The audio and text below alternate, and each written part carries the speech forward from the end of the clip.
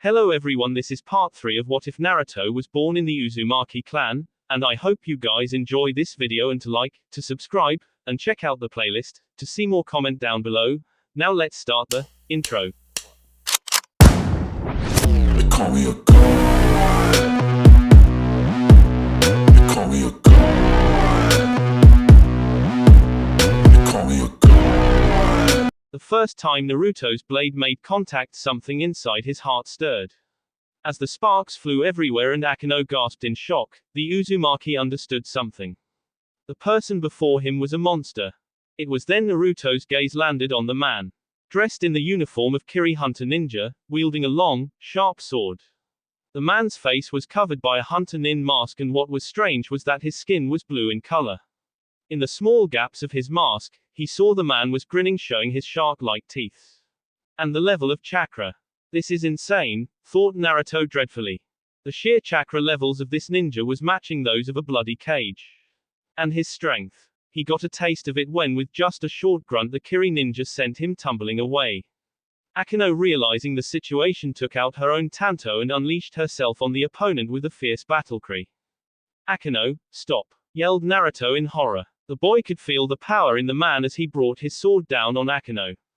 Time seemed to have slowed down for Naruto, the horror of watching his close friend charge to her impending doom. Slash. Crimson liquid flew in the cold desert along with the sound of metal hitting skin. There were two strangled cries, one of pain and another of horror. All the while the Kiri ninja stared at the scene with a surprised grin. Akeno roughly crashed on the ground, sending sand sailing all around her. As she stopped rolling, her mortified gaze landed on him. Naruto. Tears welled up in her eyes as the sound of his broken tanto hitting the sand reached her ears. There was a larger spray of blood as the crimson liquid spilled forth all across Naruto's left shoulder. But the most. Stay focused, Akeno. This one's out of your league, hissed Naruto painfully. Akeno stiffed a gasp on seeing his entire left eye destroyed. There was a huge blast of chakra from Naruto which made their opponent jump away, creating some distance. "I won't let you harm her," promised Naruto, and bit back the unbearable pain from his torn flesh. His left eye was completely destroyed, but it was worth it. He still couldn't believe the amount of power in this Kiri ninja. Despite Naruto using all of his strength, he barely managed to place himself between the deadly sword and Akeno. He had hoped that with his tanto he could have blocked the incoming strike, but the weapon had cleaved right through his tanto, thereby destroying his eye and tearing apart a large chunk of his body. Akeno arrived beside him, tears falling from her eyes as she miserably stared at what he had sacrificed for her. "That's some speed you've got there, brat. Not to mention guts, you must really care about this girl," said the Kiri ninja curiously. "Bastard," snarled Akeno. The silver-haired kunoichi was about to charge and was more than shocked when Naruto placed his injured arm in front of her, thereby blocking her way. "You're no match for him, even I don't think I am," confessed Naruto. His comrade flinched, he could still see the disbelief in her eyes. It was hard for him to accept this bitter fact, but it didn't change the truth. No matter how strong he and Akeno were, they were Chunin. And this man was far stronger, faster, and more experienced. Naruto could feel it. If their opponent were to unleash his full power, then he could wipe the floor with them effortlessly. In comparison to the sheer amount of chakra possessed by the Kiri ninja, Naruto and Akeno's combined chakra was that of a drop in an ocean. For the first time in his life, Naruto felt outclassed. Not only had he lost an eye, but a bitter truth had been presented to him. "You're weak," said the Kiri ninja calmly, making Naruto grit his teeth in pain and frustration. Beside him, Naruto could feel Akeno's anger. She was a hothead, and watching her comrade being berated like this was getting on her nerves. She could not sense or realize the grave danger they were in. Plus, she was extremely low on chakra. After summoning her vulture, as well as creating that huge sandstorm, must have taken a great toll on her. The gears churned in his mind as he came to a single harsh conclusion. Naruto's lips twitched into a faint smirk as he closed his remaining eye. After exhaling a deep breath, he turned towards the silver-haired girl. "Take care of Nagato," said Naruto softly. Her eyes widened on seeing the look in his eyes, but by then his hand had connected with her neck and her vision went dark. Naruto caught her falling form, and then turned towards his opponent, who was watching him curiously. I get the feeling you want a good fight, suggested Naruto, as the man grinned. True. Glad to see your cunning has not dimmed in the past few days. You are interesting ninja, complimented the Kiri ninja. Naruto narrowed his eyes. The message behind those cryptic words was simple. They had been followed. Now that he thought about it, the three great villages that had attacked Azu could have sent hunter ninja after the handful Uzumaki who had escaped the slaughter. It went to show that he had a long way to go, both in strength and foresight. He was still a Chunin, powerful but young. He formed a hand seal as a clone of him appeared beside him. After a brief nod, the clone took the sleeping Akeno in his arms and started retreating back towards the borders of Konoha. Naruto curiously observed as his opponent made no efforts to stop the escape. As if reading his question, the Kiri ninja grinned. I have no interest in weaklings. There is no human in your ragtag group of survivors that interests me, except you, said the Kiri ninja honestly, receiving a mocking smile from the young boy. Oh, I'm flattered, said Naruto sarcastically. So, you ready to die now? Asked the ninja in a bored tone. Naruto raised a curious eyebrow on hearing that question. And what makes you think that? Inquired Naruto, and saw his enemy frowning. You sent the girl away in a noble yet foolish way and are standing here to face me, thereby buying her some time, suggested the Kiri ninja, as if it was that obvious. The hunter ninja's eyes widened as he hurriedly shifted to a side. Still it was not nearly enough as something sharp tore through his leg. Blood again spilled on the endless desert as the Kiri ninja glared at his opponent. You assume too much, said Naruto coldly, the kunai in his hand now sporting his enemy's blood. You live up to your reputation, Shadow, praised the hunter ninja, even as blood flowed from his injured left leg that was sporting a nasty cut. It's impolite to not introduce yourself, suggested Naruto, receiving a mocking blow from his opponent. Kisame Hoshigaki. Naruto raised his eyebrow. He would have to keep an eye out for this one from now on, that is if he could find a way to get out of here. Now that he had only one eye left, he had to be extra cautious. The rest of his wounds across his body slowly started to heal, much to Kisame's disappointment. I'm not gonna die tonight, swore Naruto, as he picked up Akeno's tanto that was left behind by her. Bold words for a brat with one eye, retorted Kisame, and released a monstrous amount of ki. Instead of seeing the brat fall to his knees and tremble, Kisame was met with an unexpected sight. The young Uzumaki started chuckling madly, and it was then the Kiri ninja saw the dark shrouds of chakra being released from the boy's body. Strange seals glowed on the tanto held by Naruto, and soon the weapon was engulfed in a bright light. After a few moments it died, and much to Kisame's surprise the previously small tanto had now transformed into a broadsword. Uzumaki sure created very interesting toys, thought Kisame wickedly. For the first time Kisame was forced to acknowledge that the ninja in front of him was not ordinary. The sheer hatred and malice that made up Naruto's power would have been enough to scare any lesser ninja. For Kisame, it actually had the opposite effect. In a burst of speed Kisame charged forward and slashed his sword clean through the boy's torso. As he skidded forward, he gasped in pain and shock when blood erupted from his own back instead. The shocked hunter ninja turned back to see Naruto standing in a completely different position, his sword sporting the crimson liquid flowing through Kisame's body. Looks like I'll have to go all out against you, said Naruto calmly. Interesting, grinned Kisame. Kisame clasped his hands together, and Naruto felt a large amount of chakra being gathered. Right on time, the blue-colored man stepped forward and unleashed a powerful attack. Tsuten, Mizurapa, water style, violent water wave. A monstrous water wave at least 30 feet in length and the same in width was created by the Kiri ninja and sent straight towards the young boy. To think he can create so much water even in the midst of a desert. Hoshigaki Kisame, you, thought Naruto, the power of this man was truly magnificent. With a satisfied smile, the Uzumaki Chunin stepped forward and extended both of his hands forward towards the approaching target. Closing his single eye, he searched for the energy driving the attack and smirked. Kisame frowned when his attack stopped midway. What? Said Kisame in shock. For his own attack was now rushing right back at him. Words were not enough to express the shock which Kisame felt now. Never in his entire life had such a thing happened to him. Not even a bloody cage was capable of such a move. A Kekai Genkai, thought Kisame in horror. Quickly channeling a large amount of his chakra he created another similar water wave and launched it in a desperate defensive measure.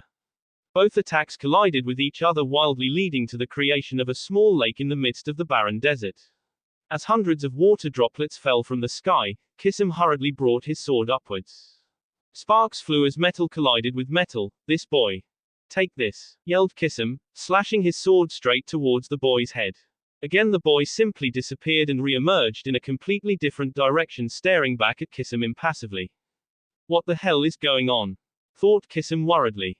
His eyes widened when Naruto started charging back at him at frightening speed. Kisame's eyes darted left and right in order to keep up with the boy's movements, and even more when their blades started crashing against each other. Whoever had given this boy the name Shadow had been quite right. For right now Kisame was seeing image after image of Naruto appearing continuously around him. If not for his years of battlefield experience, Kisame was sure he would be dead by now. Meanwhile, Naruto was trying every move in his arsenal to eliminate his foe. The sheer amount of chakra he was using right now was reckless. He already had only half chakra reserves in comparison to normal Uzumaki, and was average at ninjutsu. In a battle of sheer power and ninjutsu, he was sure his defeat was imminent. Yet what Kisame didn't know that Naruto's greatest weakness was also his strength. He had very little need of ninjutsu, since his Kekai Genkai allowed him to use his opponent's attacks against them, provided they were within Naruto's ability to control. While Nagato was skilled at sealing, and Akano at genjutsu as well as medical arts. He was given extensive training in one art: chakra control. Not only was this skill necessary to control his dangerous power, but it also earned him the nickname, the Shadow. And judging from the increasing desperate attempts made by Kisame was enough to show he was getting overwhelmed by Naruto's special move. He doubted anybody except a cage-level ninja, Anbu or one possessing a Sharingan could keep up with his movements. The only drawback for this monstrous speed was the enormous amount of chakra it consumed, which Naruto had little to spare. Unknown to Kisame, Naruto was also getting tired. Besides, fighting with just one eye was quite a nuisance. Both warriors jumped away from each other after clashing their swords wildly. Kisame was sporting numerous small as well as large cuts across his entire body. While Naruto had fallen to one knee, sweat rolling from his face and harsh breath escaping from his mouth. Suddenly, an unbearable pain washed over Naruto's young body and he furiously bit out a scream. Your muscles can't handle this speed, can they? Asked Kisame knowingly, making the boy flinch. They are strong enough to kill you, promised Naruto vengefully. Perhaps, but you'll kill yourself in the process. And that'll be a nuisance, said Kisame flatly. Naruto remained silent. Despite it being the truth, he refrained from admitting such a thing. He was quite stunned when Kisame sheathed his sword. What are you doing? Asked Naruto hesitantly. I gain nothing from killing you now or dying uselessly in a suicidal battle, replied Kisame flatly. I don't understand. Isn't it your mission to hunt down and kill the remaining Uzumaki? Questioned Naruto curiously, receiving a nod in return. It is a mission of Kiri, not my own, admitted Kisame with a grin. Naruto lowered his own sword, now truly curious. There was something in this man's eye, something which Naruto very well knew. You two aren't satisfied with this twisted world, are you? Asked Naruto knowingly. Kisame simply grinned in return, as Naruto's sword transformed back into the previous Tanto and he sheathed the weapon. I've watched your actions, your resolve, your power. You may be weaker than me, but are far more cunning, am I right? Asked Kisame grinning. Maybe, said Naruto mysteriously. Tell me something. Why did you start the Third Great Ninja War? Asked Kisame curiously. This time Naruto truly smiled. Despite having comrades, Akano and Nagato could perhaps never understand his vision or the path he had taken to achieve them. But perhaps this man. There is no right or wrong in this world, Kisame. The only thing that matters is power, said Naruto honestly. Power to rule, suggested Kisame, sounding a little disappointed. Those are the dreams of a child or the naive ones. I have no desire to rule or get involved in such useless affairs. What I desire is change, confessed Naruto. Is that why you ignited war between Konoha and Suna?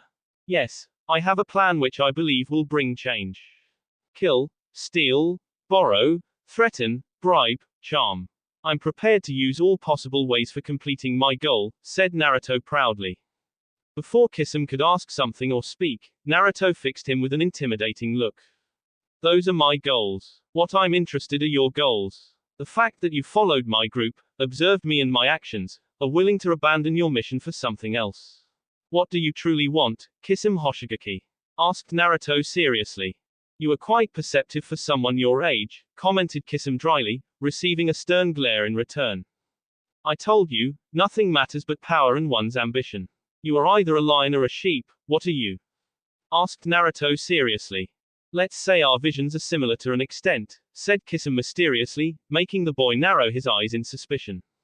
Not good enough. Kisame smirked. The boy was sure persistent and stubborn.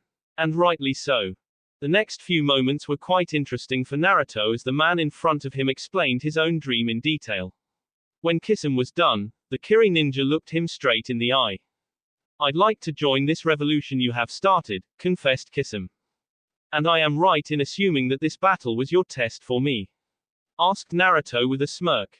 Yes. One more thing, why did you let the girl go? Give me an honest answer, said Kisame seriously, his eyes demanding nothing but the truth. Naruto sighed, but decided to give an explanation regardless. It was true that I let her go to protect her, but more so because she would only get in my way. Fighting you while protecting her at the same time would have been dangerous, and I'd already sacrificed much in doing so. No point in making the same mistake again, said Naruto bluntly, making Kisame chuckle.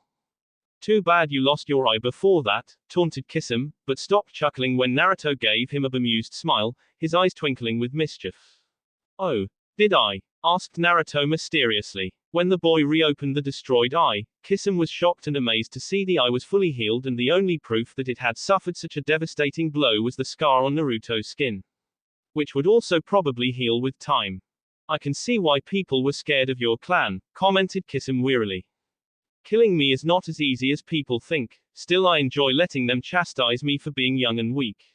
The looks on their faces when the tables turn is quite entertaining, said Naruto wickedly, earning a respectful nod from Kisame.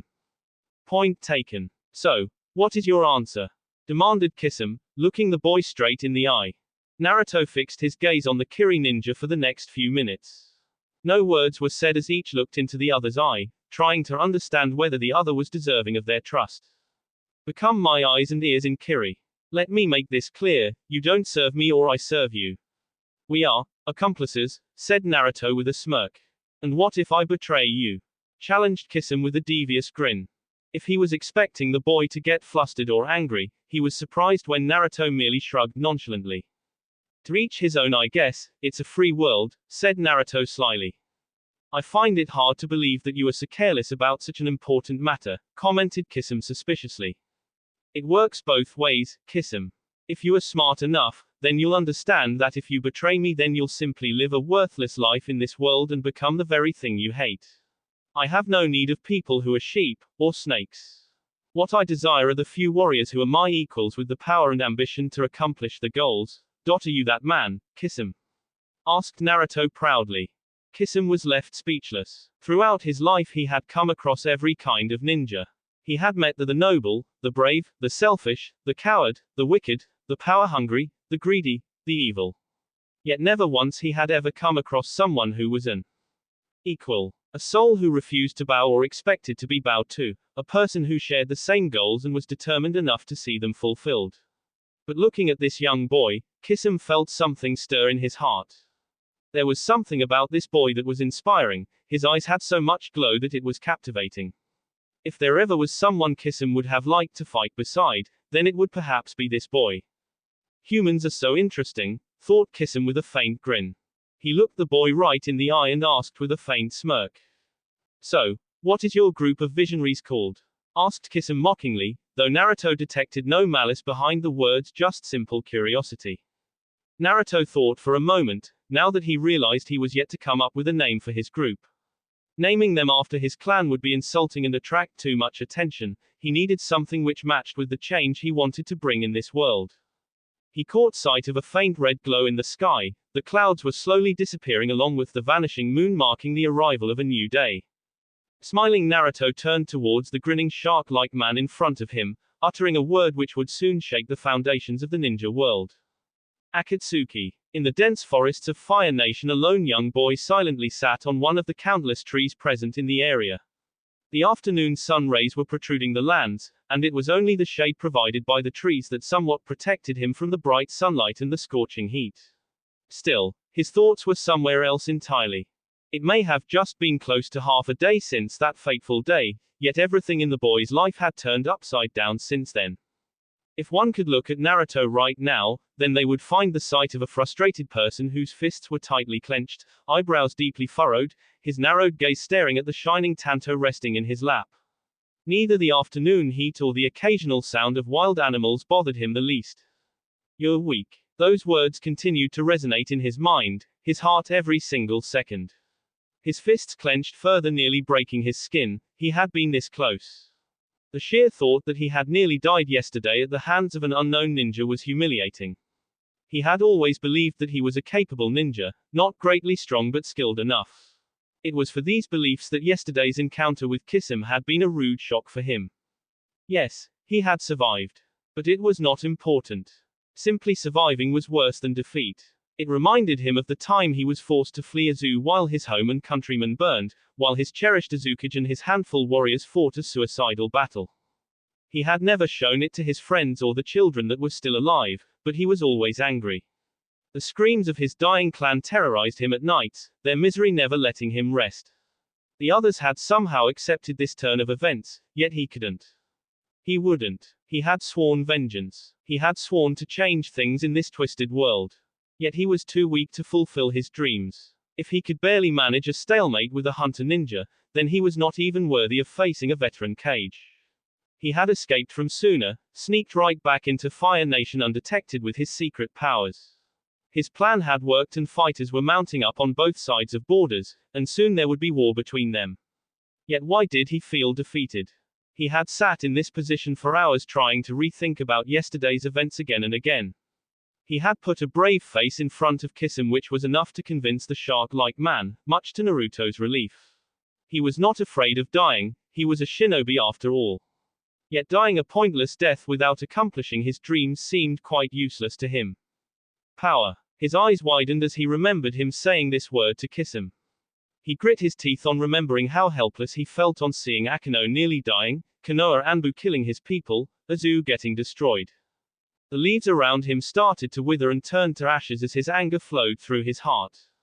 Never again. Every great leader who changed the world had been powerful in their own right. Even those who couldn't accomplish the dreams, had become powerful enough in their own right, making sure that the world remembered them and their ideals at the very least. The very best example of this fate were Hashirama Senju and Uchiha Madara.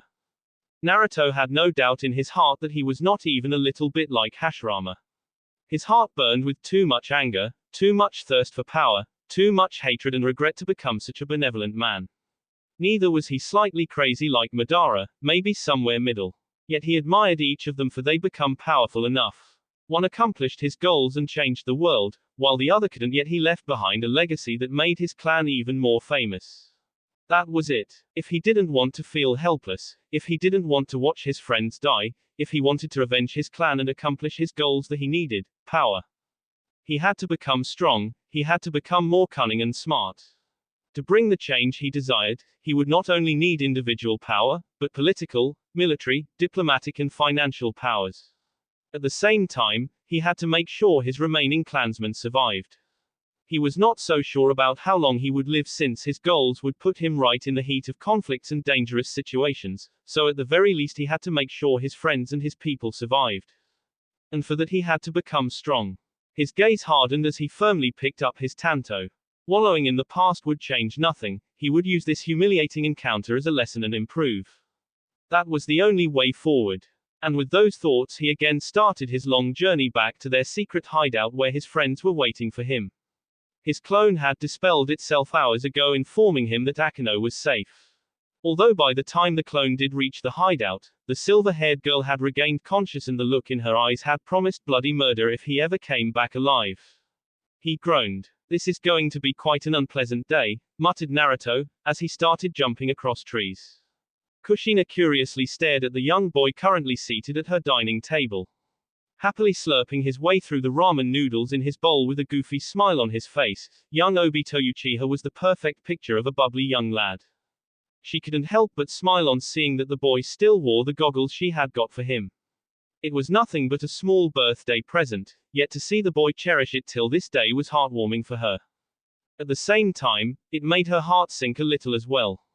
And her bitterness towards Minato increased ever so slightly. For the boy sitting in front of her was the younger son of her former lover.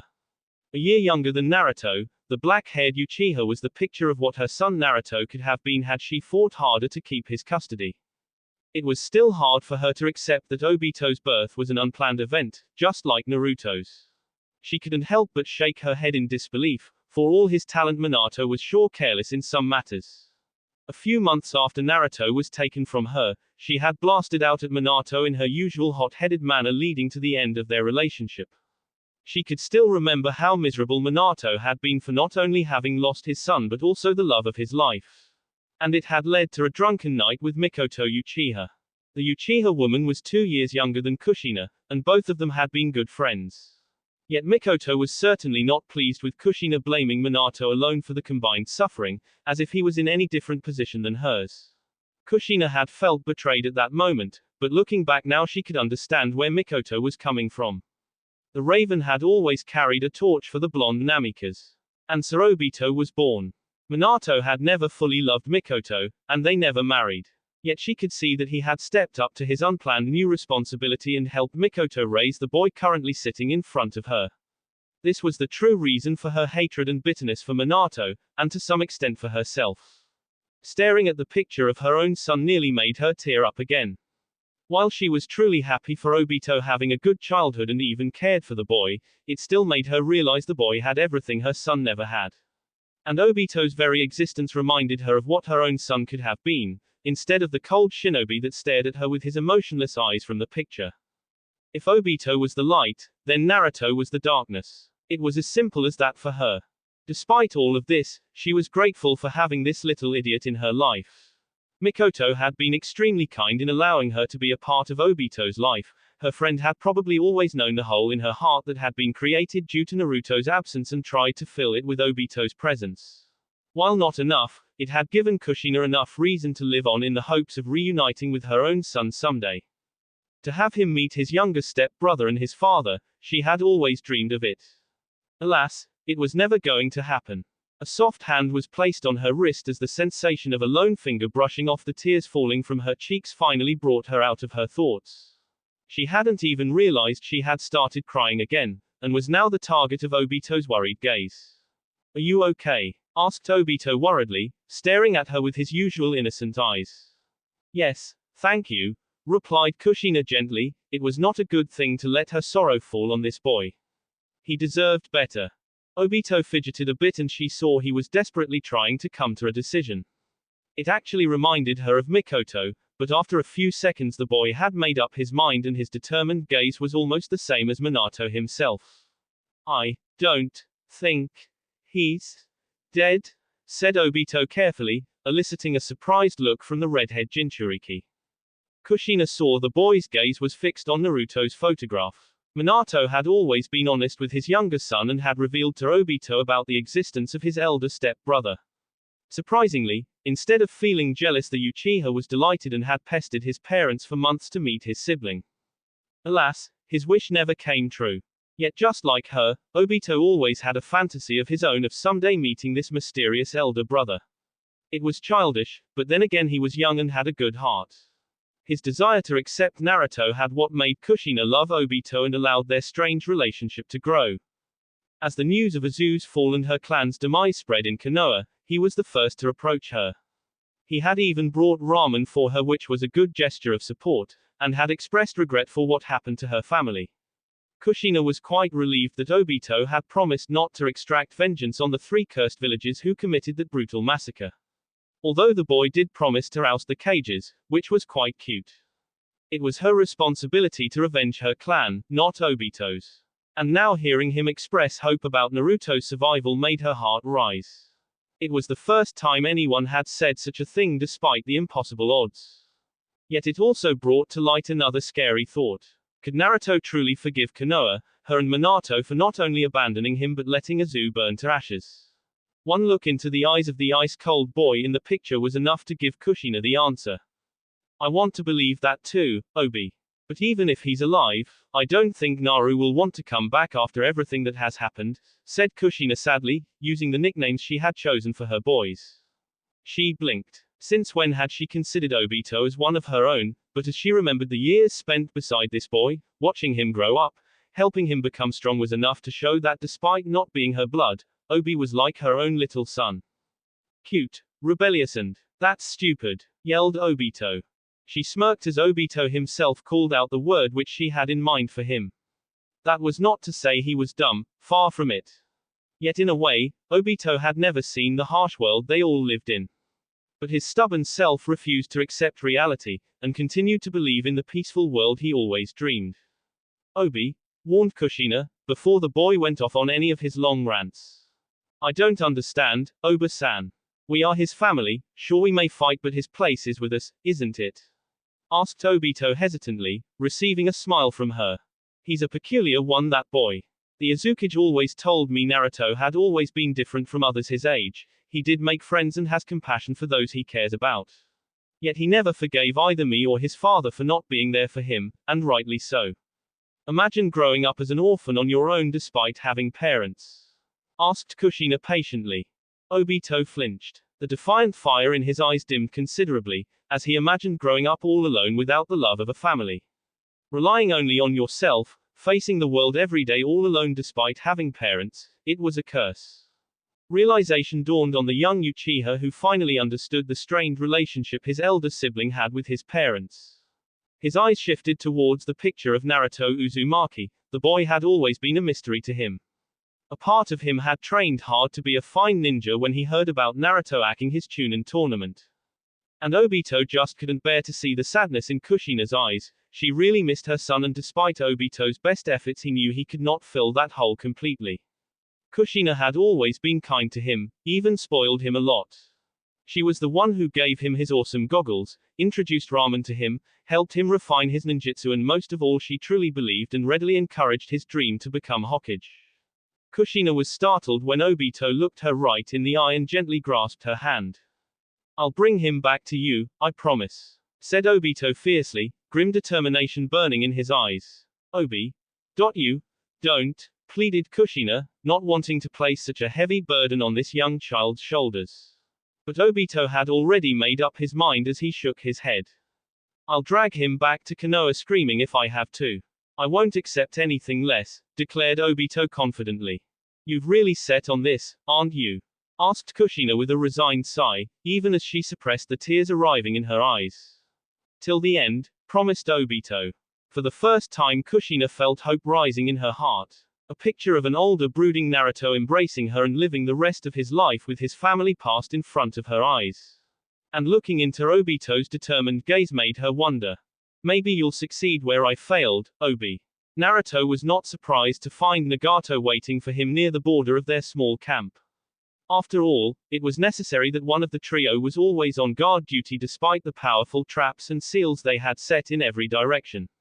His friend was giving him a tired smile as both of them exchanged a brief hug. You really like getting into trouble, don't you? Asked Nagato with a heavy sigh, as Naruto grinned.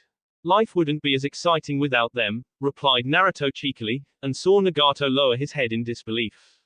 That bad? Asked Naruto worriedly. If even Nagato didn't sound too cheerful, then it was definitely confirmed Akano had went nuts. I'll bury you afterwards, for old time's sake, said Nagato dramatically, receiving a mild glare from his best friend. Oi, shut up. I'm used to your reckless ways, but not Akano. Why do you do this to her, Naruto? She low. Nagato flinched when he received a cold glare from Naruto. The fact that his friend had even raised his hand to stop him from speaking further went to show Naruto's reluctance in this matter. I've said this before, I have no time for relationships. I care for her and would not hesitate to risk my life for her, but my dreams are different from hers, said Naruto fiercely. Still after power? Asked Nagato knowingly, and was not surprised on receiving a proud nod. You are free to choose a different path if you like. I don't want either of you to follow me just because we're friends, said Naruto flatly. You know I've got your back no matter what. Same goes for Akano, replied Nagato confidently, making Naruto smile. I'm grateful for that. It's just that I don't feel what Akano feels for me, confessed Naruto, as Nagato sighed. Regrettable. You two would have made a good couple, teased Nagato. Team. Easy. I'll try to make her understand, but it'll take time, and you know how she is, reassured Nagato, making Naruto smile broadly. Thank you. She deserves better, although I don't have the heart to say this to her, replied Naruto honestly. Nagato stared at his friend curiously as a question arose in his mind. Deciding to ask it away, he looked his friend right in the eye. So what kind of girl would you like? I'm sure we can arrange something eventually, teased Nagato. Now you're doing this on purpose, sulked Naruto, earning a light chuckle from his friend. Humor me. Naruto wanted to protest, this just wasn't the time, and neither did he want to discuss such a useless topic. His friends were his closest allies, yet they didn't share his vision and were as fiercely devoted to it as he was. He didn't resent them for that, but it sure irked him sometimes. Maybe that was why he felt this strange sense of new camaraderie with Kisame. Sure, the Kiri ninja was crazy, but he understood. And that was what made the man extremely valuable to Naruto. He didn't need large armies or great wars to fulfill his vision. It could be completed with least bloodshed and less conflicts. All he needed were a few people like him and time, and he would make his dream a reality. Still, judging from the look in Nagato's eyes, his friend wanted an answer, and was not going to relent without one. And considering he would need Nagato to handle Akano, now more than ever made Naruto relent. It was better to have at least one of his best friends taking his side to conserve the group. Fine, said Naruto tiredly, and glared when Nagato grinned triumphantly. As Naruto dived into his mind to find out the traits of his desired mate, Nagato's eyes were observing his friend with a much deeper expression. Unknown to Naruto, he was being made a part of a secret experiment by Nagato. There had always been something about Naruto's psyche that was different, something damaged. Nagato had his suspicions, and today he was going to test them out. I don't know, said Naruto honestly, quite stunned with his own clueless answer and lack of desire. Nagato briefly closed his eyes. He was right. The boy standing in front of him may appear a normal person to most people, but something deep inside his friend was broken. Something which neither Akano or he could heal. The very first contact any male child had in life would always be their mother's in most cases. And Naruto's first contact with not just people, but against the fairer sex had been destructive on every level. The shock of being rejected by his own mother still haunted his friend till this day. And it was this secret reason why Naruto was so uncomfortable around people, especially females. The fear of being betrayed again terrified the boy. Nagato's heart sank a bit for both his friends. For Akano to fall head over heels for such a man, and seeing Naruto suffer every day. This helpless feeling always made him ashamed. He was not as strong as Naruto or understanding and smart as Akano. What could he do to help his friends? Naruto's plan to change the world would put his life in danger, but his friend didn't care for his own life since he believed nobody would miss him much once he died. It was wrong on every level, but Naruto was set in his beliefs. He had no reason to believe otherwise. If Naruto was to truly walk this path, then Nagato would follow him until the end. No matter what. But his friend deserved better. Akano deserved better. He didn't know what came in his heart as he embraced Naruto in a brotherly hug. His friend was also as surprised by this move as Nagato himself, as he stiffened a little, yet Naruto managed to place a shaky hand on Nagato's back. Don't worry about it. We'll get through all of this, promised Nagato. Someday I will reunite you with your family. If my intuition is right, then they love you. Naruto, thought Nagato secretly, a smile arriving on his lips. He had finally found something to fight for. Aside from supporting Naruto in his quest and being Akano's friend, he would help them live the dreams. For the two of them were Nagato's dream. They were his family. The sheer thought filled his heart with joy and determination. He would not falter in this task no matter what happened. No matter what obstacle came before him. Thank you, Nagato, replied Naruto gratefully, his voice actually gentle for a change. Now, tell me what happened with this hunter ninja, asked Nagato seriously, trying to get things back on track in order to not make either of them feel uncomfortable after the unexpected show of emotions. Inwardly, Naruto suppressed a flinch. His initial decision to say the truth was blocked by this nasty feeling in his gut. While he didn't doubt Nagato would support him, his friend wouldn't be pleased with this new alliance, especially after Kisame nearly killed him and Akano. And if Akano ever got wind of this, which she definitely would due to her bossy attitude and Nagato's desire to not hurt her feelings. No, he had made the decision to ally with Kisame alone. This was his responsibility. The risk of this alliance was his to bear, not anyone else's. He didn't want his friends to worry about a secret ally who could turn on him any moment. Neither Akano or Nagato had the resolve to handle this pressure every day. Besides, he wanted Kisame to be his secret trump card, only to be revealed in the most dire situations. It was done. For the safety of his friends, they didn't need to know. If there ever came a point where the situation changed, then he would think about alternatives. But right now, he needed to keep this secret, at least until he found his friends and the Uzumaki children a safe haven. One step at a time, Naruto, he reminded himself. A moment later he gave Nagato a grim look. And was satisfied when his friend gave a weak nod. He hated lying like this, but it was the best solution for now. Well, I'm just glad you survived. We'll get him next time, suggested Nagato, earning a nod in return. We will, said Naruto confidently, as his friend pushed him forward towards their cave with a wink. You shouldn't keep a lady waiting, especially when it's Akano, teased Nagato, and chuckled on seeing Naruto mumble, traitor, as he made his way towards their hideout. Nagato continued chuckling for the next few moments as he continued to imagine the hell Naruto was going to face. It actually made him pity his friend.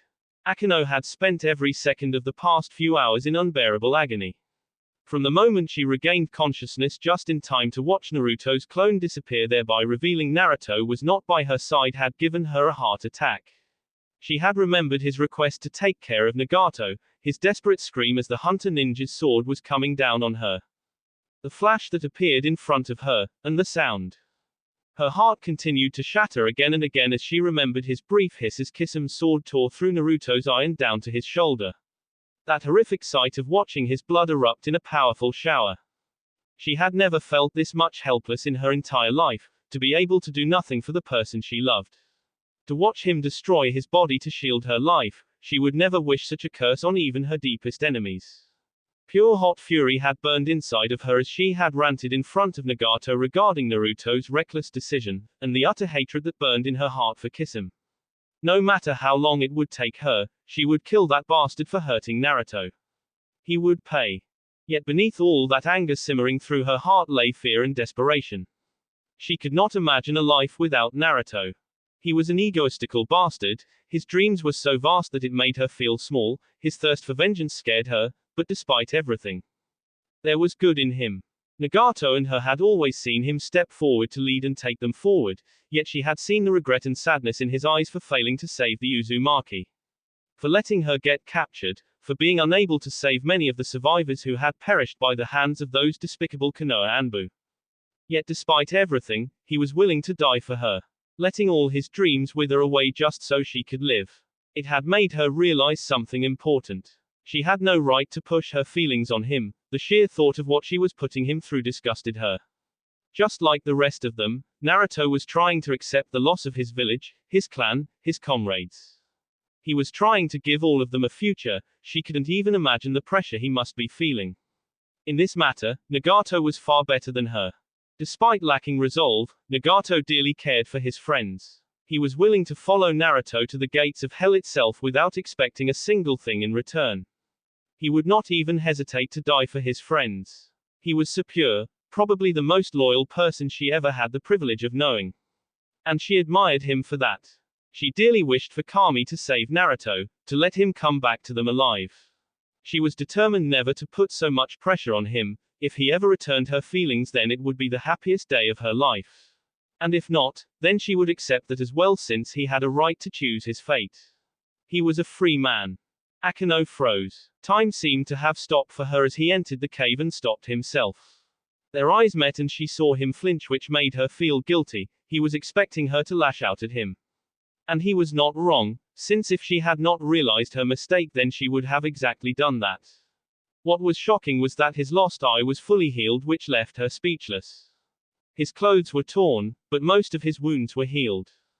The tension in the air was unbearable, as he hesitantly took a step towards her. He saw her gasp in horror. And then there was darkness. Naruto's eyes slowly fluttered open. The first thing he noticed was the grim rocky structure of the cave. The atmosphere was quite cold, making him shiver a little. He felt the soft feeling of the bed beneath his back, wondering just when did Nagato procure such a thing and where from. Deciding to blink away the remnants of sleep from his groggy eyes, he tried to lift his right hand only to find it blocked. It was then did he feel the comfortable warmth along with the slight weight pressed to his left side. Someone's legs had entwined with one of his own, and he felt the sound of faint breaths on his chest. For the first time, a true genuine smile arrived on his lips. His confused stare turned to one of affection as he saw Akano wrapped tightly beside him, her soft and warm body providing him the needed protection in the cold weather. Her long silver hair had fallen all over her face and his chest, and Naruto was surprised to find that his own left hand was holding her close to him. He remained still, not knowing what to do.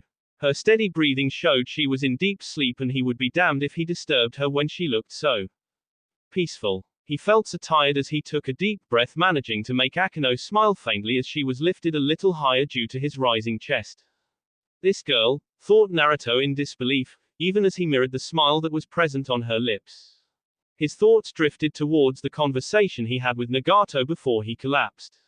Guess. Even his body had limits, and he had nearly exhausted all his chakra reserves with all the fighting, healing, and running. He pressed Akano a little closer to him, enjoying the feeling of her smooth body. She was growing up and slowly transforming into a woman from a teenage girl. As he looked at her, it made him realize that she was probably the most beautiful girl he had ever seen in his life. And with time, she would grow even more magnificent. Stroking a few strands of her smooth silver hair, he thought about her confession of her feelings for him, as well as Nagato's suggestion. To be honest, he had never felt the need for a life partner. Sure, friends he needed, but anything more than that. He still couldn't understand what she saw in him, since he didn't even believe he was worthy of her, or as a matter of fact any woman. If only he could understand just what the hell was going through his mind. Any normal person his age would be jumping at the chance of having such an attractive female fall for him, yet he simply felt empty. Deep down he felt guilty for torturing Akano like this, but he himself didn't have a clue. And she was so pushy. It was her greatest fault. She simply didn't know when to quit or give some space, constantly letting him know her intentions. At first he had been surprised and flattered. But ever since Azu was destroyed, he was a mess. He purposefully didn't let either of his friends see it. They themselves were dealing with their own emotional problems. That was why he had to be strong and project a pacifying facade. He didn't want to be a leader, but there was no other choice. His friends and the surviving children blindly believed he would lead them to safety and their lives would go back to normal. But what about him? What should be his next move? Where should he take them? What risks would come with such a decision? What if they got in trouble? What if he faced someone more stronger than Kisame? Naruto couldn't bear watching any more of his people die. Falling in battle would be more merciful in comparison to that pain. But for Akano all of that was a secondary priority. All that mattered to her was that he return her feelings. He had been patient and tried to reason with her because he didn't want to hurt her feelings. But he simply wasn't ready for such a relationship. Perhaps he never would be ready. He was thankful that he fell unconscious before their talk began. He was already on edge and only had limited patience to deal with her angry rants or remarks. He feared he would say something bad in his anger that would deeply hurt her and damage their friendship. If only this silly girl understood just how precious she was to him. People didn't need to romantically love each other to understand their importance. The camaraderie he felt with her and Nagato was the only thing preventing him from going downright dark. It was the concern for their safety and what they thought of him and his actions that stopped him from crossing moral lines. There was so much to do, so much to accomplish, and he doubted that he would have the time, energy or desire to address this issue anytime soon. He had to stay focused. It was not just Akano or Nagato's life that he was responsible for, but all the children that were sleeping peacefully in different corners of the cave snuggled up against their friends. He had to preserve the Uzumaki clan's legacy. The parents and family members of these children had entrusted him to take care of them, and this responsibility was more important than any desire for revenge or personal feelings. With war now inevitable between Konoha and Suna, these lands were no longer safe. He had to come up with a plan right away, or risk having his group ambushed again by any side. Placing a soft kiss on Akino's forehead which made her sigh contently, he created a shadow clone. With a nod, he replaced himself with the clone who seemed more than happy to place himself beside the silver-haired girl. Giving his clone a warning glare which earned him a slight roll of the eyes from his copy, Naruto made his way outside. He needed to think. When he returned back, he found both of his friends waiting for him. In Nagato's case, his friend had sent a clone as the real one was still on patrol duty around the border of their perimeter. Never again were they letting the guard down and risk getting killed or captured again. What was surprising that Akino was standing in a corner and looked quite reserved for a change. Naruto had received the memory of his dispelled clone. When the silver-haired girl had woken up, she didn't say anything and simply walked away into another corner of the cave to do something. It was strange since Naruto had expected her to destroy his clone just because she was pissed at him. He saw her stealing a glance at him and noticing his calm yet flat gaze made her flinch. He had finally decided to ignore the subject of Akino's feelings aside for now. There were far more important things to accomplish rather than addressing the feelings of an infatuated girl. It was cold, even cruel, and he knew that. But he had a responsibility and he would make sure that it was fulfilled. Maybe ignoring her would serve to destroy her misguided feelings for him, if not then he would deal with the situation when the time came. Still he decided to make his stand clear to his friend. They had chosen him to lead and now it was the moment where they proved their allegiance to him. "We are leaving Fire Nation," said Naruto bluntly. "Thought as much. Things are getting tense with the upcoming war with Suna. What do you have in mind?" asked Nagato eagerly, making Naruto smile. He was glad that his friend was as eager to get out of this wretched nation and its disgusting people. "Now, wait just a moment. Are you guys insane? Do we really have to make such a move so recklessly?" asked Akino in surprise. She gasped when Nagato simply shrugged. And when she looked at Naruto, she shivered. "I don't have to explain the gravity of the situation to you, Akino. If you use your talents on more pressing matters then you would have easily seen the dire situation we are in," replied Naruto coldly. He had to use every ounce of his willpower to not flinch. Akino stared at him. The look in her eyes was enough to show that someone had just given her a tight slap. Even Nagato's eyes were a little wide but he refused to comment and make things worse. The ball was in Akino's court. Naruto saw her trying to digest the harsh remark, her mind still in shock and trying to conjure a response. Seeing, she was not convinced, he steeled himself and gave her a professional gaze of a shinobi, not of a friend. "You are a ninja of a zoo like us. Our only duty is to protect the children left alive, that's the mission," said Naruto icily. "You," stuttered Akino. "The mission is all that should matter, nothing more. And as team leader I expect to have your support in this," suggested Naruto, the meaning clear behind his cryptic words. Nagato closed his eyes when Akino looked at both the boys disappointedly. Naruto suppressed a flinch when she straightened up and gave him a formal salute. All playfulness and hesitation gone from her eyes, as she stared at him blankly. He didn't know why he felt an aching pain in his heart on seeing the look in her eye, or the lump that was forming in his throat on making her go through this. "Order acknowledged. Is there anything else?" asked Akino professionally. "Dismissed," whispered Naruto, as she roughly walked past him. When it was sure Akino was out of hearing distance, Nagato fixed his gaze at his friend whose shoulders had slumped. Naruto's eyes showed even more tiredness than when he had arrived from his encounter with Kisame. "You sure about this, Naruto?" asked Nagato hesitantly. "Yes. She's too emotional, Nagato. You didn't see her almost dying on the mission just because she couldn't control her emotions for me. Her focus on me is quite unhealthy and she needs to be reminded of our priorities. I am willing to bear her hatred if it means she performs her duty and continues to survive. That's all that matters to me," explained Naruto frankly. "Since when did simply surviving become more important than living?" asked Nagato heatedly, and regretted asking the question when the air in the cave dropped a few degrees. Naruto was giving him a stern glare, yet Nagato saw the pain evident in his friend's eyes. "It became important when we lost our village, when we lost our people, when we were betrayed by everyone, when the last of our people are still being hunted down like cattle. I can't afford to fail anymore. All my life I devoted myself to our nation and our people. Their well-being and survival is my reason for existence, and I've already failed my mission twice. I can't make that mistake again, I won't," promised Naruto fiercely. Maybe you did the right thing as our team leader. But as a person, do you honestly think what you did to Akeno was right? Questioned Nagato patiently. My personal feelings are worthless and unimportant, replied Naruto flatly, and what was more disturbing for Nagato was the fact that Naruto actually believed that. You're stupid, said Nagato irritatedly, and received an icy glare from his friend. From the beginning of my life, what I think, what I feel has never mattered or been considered. My path was chosen the day when my own parents gave me up. The only reason I lived till this day was because the Uzumaki gave me a mission to believe in and fight for.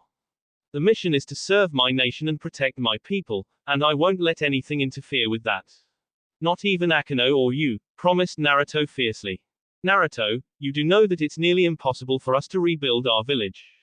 Asked Nagato hesitantly, and for the first time he saw the longing in Naruto's eyes. His friend had dearly loved their nation, no matter the struggles he had to go through because of it. I know, Nagato, whispered Naruto, losing his built-up anger. Yet I've still heard you say that you will reform Uzu and restore our clan's position of power in this world. Yes, how? On that question, Naruto took a deep breath and reined in his emotions. Nagato was his closest and most dependable ally, and it was vital that he agreed with this plan. Can you swear your loyalty as a ninja to a foreign nation? Asked Naruto seriously, and was not surprised on the glare he received in return. What? Hissed Nagato. And become the leader of our clan? Questioned Naruto. Nagato took a few steps back. Words were not enough to describe the utter shock he felt in this moment. His friend was asking him not to lead a small team, but an entire clan. It was utterly insane. What the hell are you up to, Naruto? I want the truth, now, said Nagato fiercely, showing his aggressiveness for the first time. Omegakure, replied Naruto simply, as Nagato's gaze shifted towards the ninja world map which they had placed in one of the corners of the cave. Situated in landlocked borders with three great villages, smaller Megakure seemed like an ant in comparison to the once great Uzu. Yet the way his friend was staring at that small piece of land made Nagato understand that Naruto had quite a different perspective. What do you see, Nagato? Asked Naruto curiously, his patient gaze easing the initial shock Nagato had felt. Not much, replied Nagato honestly. That nation is not just the future of our clan but of the new world order I want to establish, confessed Naruto, finally revealing a little constructive side of his grand plan. Nagato merely raised a curious eyebrow at that yet gave a nod for his friend to continue. While it is small and has suffered in the past 2 wars due to the 3 big villages namely Konoha, Suna and Iwa. In the last 2 decades it is slowly becoming strong under the leadership of Salamander Hanzo. You have heard about him, haven't you? Asked Naruto, getting another nod from his friend. Of course. He single-handedly defeated and annexed the samurai nation 7 years ago, said Nagato frankly. And what else do you know about that man and his nation? Inquired Naruto, making his friend frown a little as he placed a finger on his chin adopting a thinking pose. Honestly, not much. Am is a closely guarded nation, but from the reports I've read its shinobi are not as strong or as talented as Hanzo. Annexing Land of Iron gave that village enough resources to create a self-sufficient economy. It also has a good number of natural resources. Also the 3 great villages have tried to stop the rise of this nation, but Hanzo has been able to stop their nefarious schemes, explained Nagato in detail. Accurate. Yet even a man like Hanzo knows that if those 3 were to unite, then his nation would be destroyed. Our own country's destruction would have already set alarm bells for him and he would be looking to bolster his defenses in every possible way. Despite his own strength and the decent army he has, Hanzo's nation lacks the powers of the special ninja clan that Iwa, Konoha and Suna has. Now imagine if the Uzumaki come to his aid. We may not have the numbers but our knowledge in the sealing arts as well as other ninja talents can help him immensely. Plus, he would officially have an ancient, noble clan pledging loyalty to his nation thereby alleviating Am's status in the world. Meaning more business for his nation, explained Naruto seriously. To say Nagato was speechless would be an understatement. The plan was risky and depended on a lot of uncertain variables and possibilities, yet he could see the glimmer of success behind it all. He stared at his friend who impassively waited for him to state his opinion, and for a moment he felt awed and scared of Naruto. His friend was a visionary and cunning fox who knew how to accomplish his dreams. Now Nagato understood why the Uzumaki had left the clan's future to Naruto.